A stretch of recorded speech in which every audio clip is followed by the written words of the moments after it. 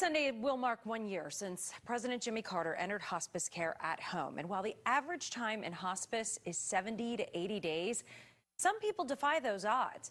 And that's in large part to the changes in hospice care over the years. A Sarasota family knows how difficult that decision can be.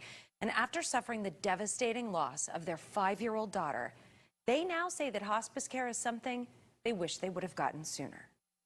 It's very spunky, feisty, very determined, but completely compassionate. Holly and Patrick Wright light up when they talk about their little girl, Peyton.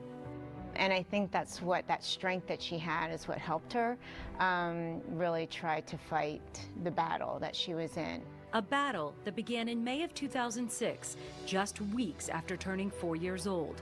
Peyton was diagnosed with a very rare brain cancer.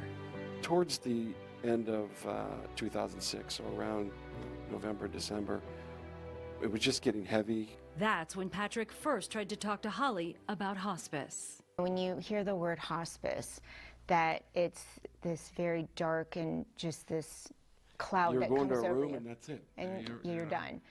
But after a few conversations, their feelings started to change. Once we heard the things that they could do, it's made it a little easier for us to not have to lug her back and forth to the hospital. And it changed my perception. Yeah. Jonathan Fleece is the president and CEO of Empath Health. He says hospice is about so much more than death.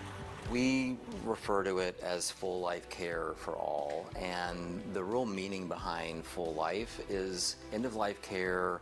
Hospice care is as much about living as it is about dying in the end of life. He says hospice is not about the loss of hope, it's about experiencing life. Whether it's some of our special programs like music therapy, pet therapy, aromatherapy, art therapy, so many things that can end up being keepsakes that families might hold on to and treasure. Peyton's hospice care was brought to her home, where she and her family were comfortable. The care was just absolutely amazing. Yeah. Amazing. There was so much that they had to offer for the entire family. Like I said, they were really coming in and helping you through the most devastating situation that you could ever go through. And to have that support system, how do you measure that?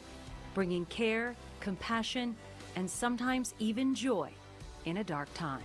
We hear all too often, people wish they had reached out to us sooner in the journey and wish they had known more about just how impactful and just beautiful the end of life experience can be with hospice. Something Patrick and Holly wish for all families who may be losing someone they love. Peyton passed away at her home on May 29th, 2007. It really was such a blessing to have them come in, and I wish families knew how important they are and how much they would help.